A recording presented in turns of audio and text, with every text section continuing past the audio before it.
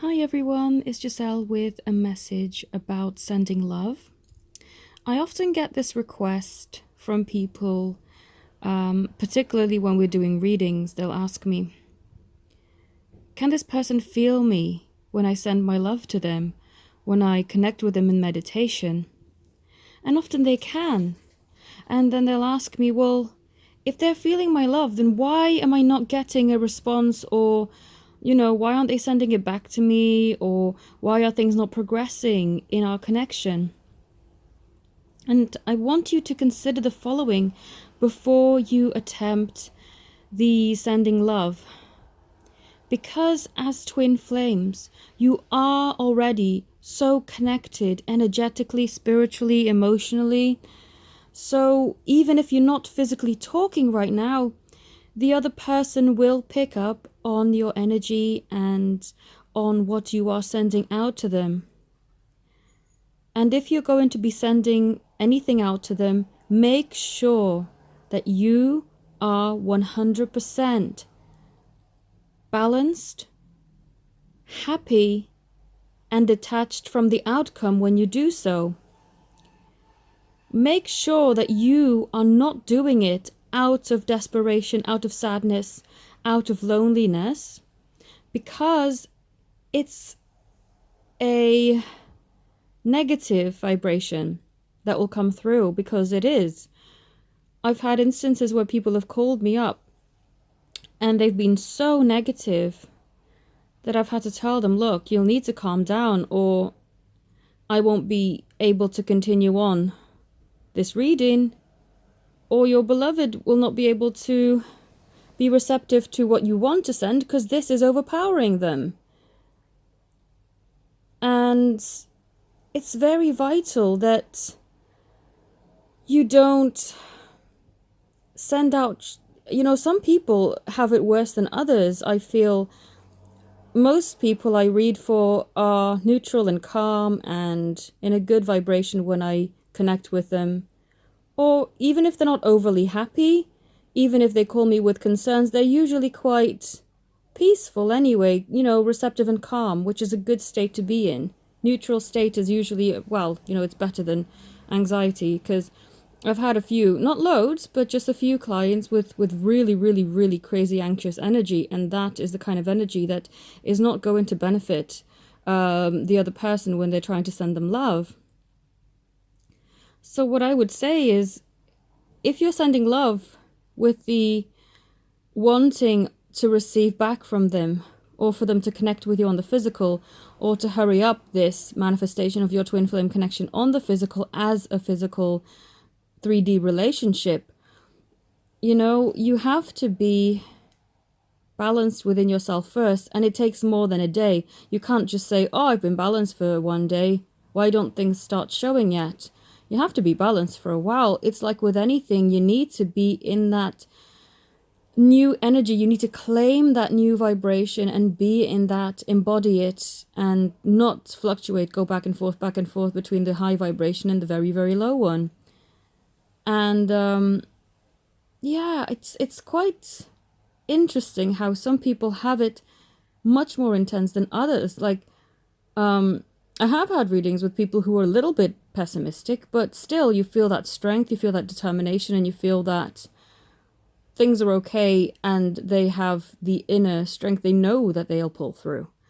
But then with others, you have this crazy, it's like they've been thrown into the depths of hell and they can't get themselves out. It's that dramatic. And I guess it differs from person to person. I feel for myself, I've never been in that crazy depths of hell kind of depressive state ever. And I thought I've had it bad at times, but I guess your natural vibration is the one that you usually stay at. What I'm trying to say here is that we all have a level of vibration. Some people go very low, whereas others can't even go that low, even if they try to. But what you want to get yourself to is to a level of a high vibration that's going to feel good, not just for you, but for the person that you're wanting to send love to. And if you are honest with yourself and don't feel good in your own vibration, then please do yourself a favor and don't send anything to anyone. You wouldn't intentionally call someone up and start hurting them with words, so why would you do that with sending energy? It's so important to not let yourself get carried away by your own emotion and your own need for validation or for feeling some sort of connection and closeness to this person. If you are doing the sending of love with this need of needing to get something for yourself, then there's not really much point to it. And a lot of this happens when people are apart, but even when they're together, the reason why a lot of connections start to fade and where it feels like the person that's really into it is having to work harder and the other person seemingly is losing interest, it's because of the vibrations clashing. The more that you need and the more that you try to cling to that other person, the more they feel suffocated. So really, the first relationship that you need to look at is that between you and yourself, not you and the other person. Because you give off energies whether you want to or not, whether the other person acknowledges to you verbally that they're feeling it or not, they are. And this is a majority of the time the reason for them feeling claustrophobic in the connection and wanting to get out. And I know it's extremely frustrating, but a way of getting around that is making sure that you are strong within yourself and that you are so happy and so balanced within yourself that you're not going to need anything from them. But if they so happen to want to give it, then that's a bonus and that's great. But it's not up to them to complete you. It's not up to them to make you happy. It's not up to them to make you feel secure. If you're already not secure within yourself, then they've got no chance of even living up to your expectation. You're always going to want to fill the void.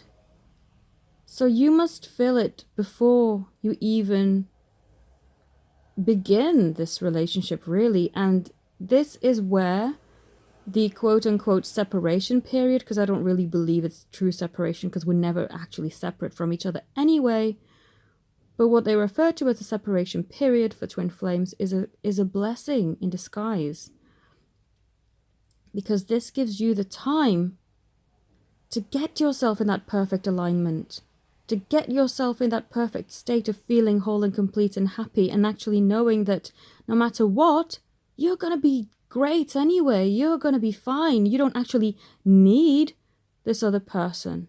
And when you have that energy of, I don't actually need you, but I like you and it'd be cool if we could give this a go, if you're interested, that'd be cool, then that gives them that freedom that they need to thrive and to actually feel, oh, yeah, this is good. Let's give this a go. Let's see what happens. Because I'm sure that you've experienced similar situations where other people have projected a crazy dependency upon you, and you, if you're totally honest and you're not in a codependent state yourself, you will admit that that was not attractive, that was not something that made you want to be with that person. In fact, it just turned ugly. I've experienced it myself. It was quite ironic. My last relationship I was in, the person initially showed this disinterest in me, and I was the one that couldn't understand, like, why don't you want me? I don't get it. Like, I don't get it. And so I felt quite disappointed. And I'll admit, because I had a lot of insecurities, this was like, what, 15 years ago, I wasn't strong enough within myself to realize that I was portraying a neediness onto them, but then we broke up. And then years later, they kind of came back into my life and gave me the feeling of, do you know what, I actually want to be with you. But then I was over it. I was like, no, this is not happening.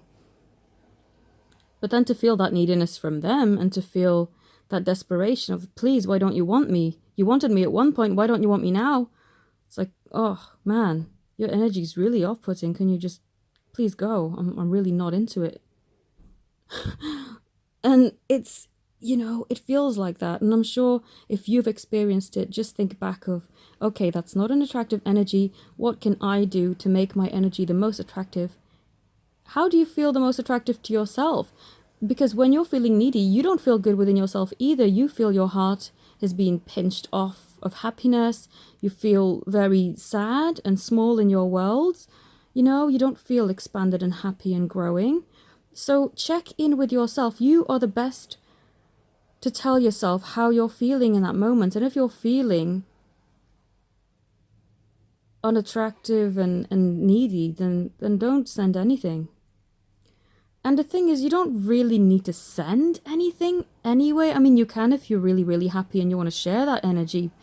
But technically, you don't actually have to send love, because you, as you are already connected and you at your happiest and at your most attractive within yourself, will be sending that feeling out to them anyway. And that will be the energy that magnetically attracts them to you anyway. So we are making this too hard and putting in too much effort when really you don't actually have to sit there and meditate and try so bloody hard to send them love. You don't have to. You can just be happy, mind your own business, be in your own bubble and be happy in your own world, and they'll feel it. So we're making things too hard. We're adding too much stuff. I'm sure you've got a busy life and a busy schedule. You don't need to sit there for 20 minutes meditating. Please feel my love. Please feel my love. I'm sending it to you. I'm sending you, sending you, sending you. You don't need to do that. I mean, you can. No one's stopping you. But if you do, please make sure to do them and yourself, especially yourself, a favor by checking in to make sure that you feel steady, you feel secure, you feel happy, and you're not doing it with a neediness behind it. I hope that this message helps those who are looking to get some more clarification on this type of topic. If you'd like to book with me, then all my details are in the description box. And thank you all very much for watching. Have a beautiful day. Namaste.